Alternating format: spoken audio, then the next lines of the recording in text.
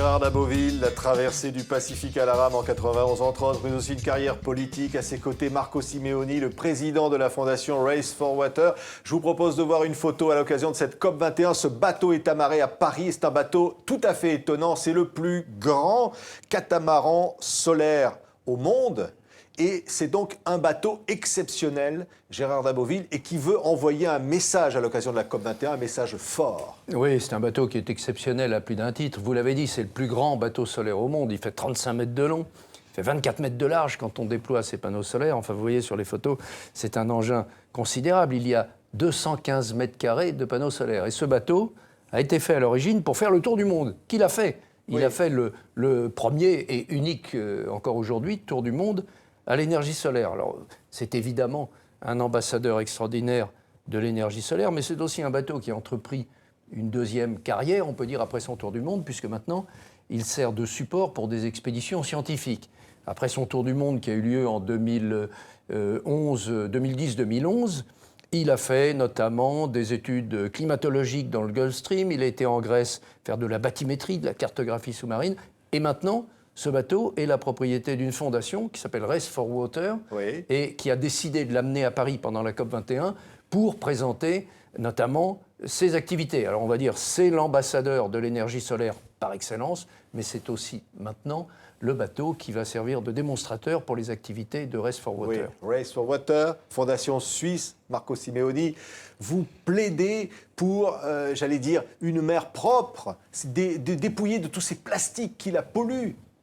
Exactement, donc l'objectif de la Fondation, c'est la préservation de l'eau au sens large, et nos océans sont complètement pollués par les déchets plastiques, et j'ai pris en face de moi quelques exemples. Vous allez nous montrer des objets, on va voir aussi des images. C'est terrible aujourd'hui, ça représente quoi cette pollution des plastiques dans la mer ? Ça représente à peu près 80% de la pollution des mers, les plastiques. Ça représente à peu près 24 millions de tonnes de plastique chaque année qui finissent dans les océans. Ça représente une quantité volumineuse qui est régulièrement mangée par les animaux marins. C'est une vraie catastrophe environnementale. On voit ces images, voilà, ce sont des déchets qui sont véritablement envahissants. Qu'est-ce qu'on peut faire contre ça ? Alors, on peut faire beaucoup de choses. Déjà, il faut sensibiliser les gens sur la situation, puisque une grande partie des citoyens n'ont pas conscience de ce qui se passe quand on jette, montrez-nous, voilà, Marco Simeoni, le plastique vous avez amené par quelques terre. objets, c'est ça qu'on trouve, voilà. Voilà, donc ce sont des objets qui ont voyagé pendant plusieurs années sur nos océans et qui ont fini par atterrir sur des îles éloignées qui se trouvent au centre de ce qu'on appelle... Donc des bouteilles plastiques, c'est quoi ? Les gyres, voilà. Donc vous voyez devant moi une bouteille plastique qui a été complètement rongée, mangée par les animaux, les oiseaux, les poissons, les tortues. Donc ça ne disparaît pas, ça reste évidemment dans la mer très très longtemps. Exactement, ça reste presque 500 ans et ça se décompose dans ce qu'on appelle des microparticules. J'en ai quelques-unes devant moi, avec l'effet du soleil, l'effet des vagues, du sel. Et ces microparticules, ce qui est extrêmement dramatique, c'est qu'il n'y a pas de moyen de les nettoyer et ils sont ingérés par la plupart des animaux marins. Voilà, donc ça, c'est le constat, Gérard Daboville. Vous qui aimez tant la mer et les océans, vous voyez ce bien de l'humanité se détériorer. Bon, c'est absolument dramatique. Je peux vous dire que vous avez rappelé une traversée du Pacifique que j'avais réalisée à l'Aviron en 1991. C'est loin, 1991. Figurez-vous qu'à l'époque, dans le Pacifique, je voyais un de ces petits déchets, de ces microparticules. On voit tout quand on est à la rame parce qu'on ne va pas très vite, puis on est droit de l'eau. Et je voyais un déchet toutes les 20 minutes. Si vous imaginez ce que ça représente quand on connaît l'immensité et la faible vitesse qui était la mienne, c'est un Himalaya de déchets plastiques.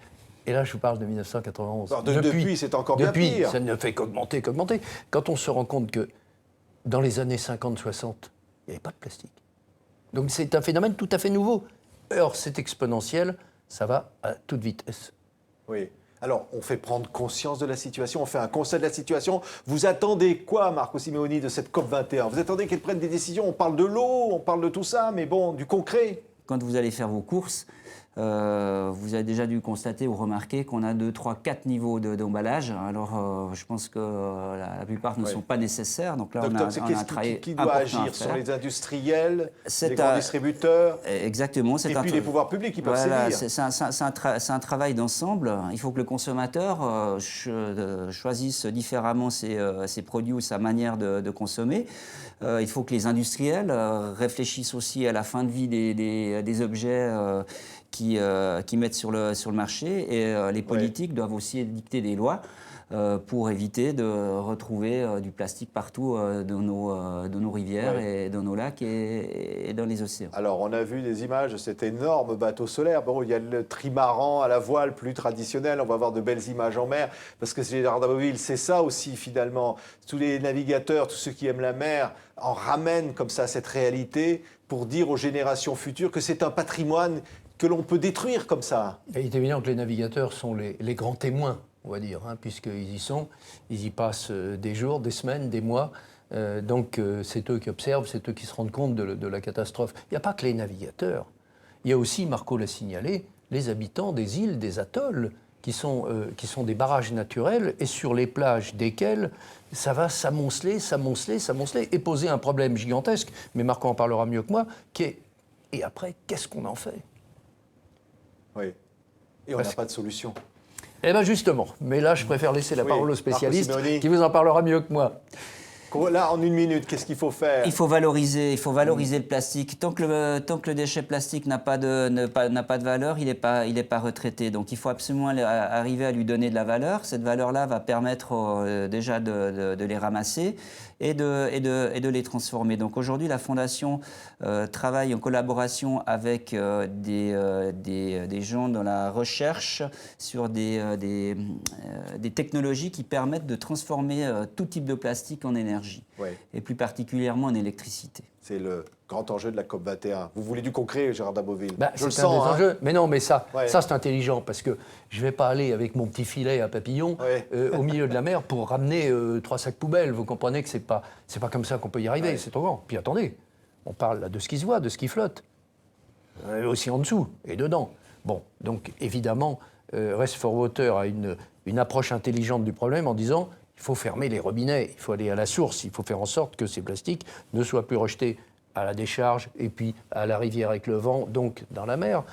Et c'est en les valorisant qu'on va permettre une économie de ramassage, de collecte et ensuite de transformation, comme on fait maintenant avec les bouteilles en verre, tout simplement parce qu'elles ont de la valeur. Merci beaucoup, Gérard Daboville. Marco Simeoni, Race for Water. Donc, l'un des grands enjeux de cette COP21, c'est évidemment la préservation des océans. On était ravis de vous recevoir ici. Merci. Merci.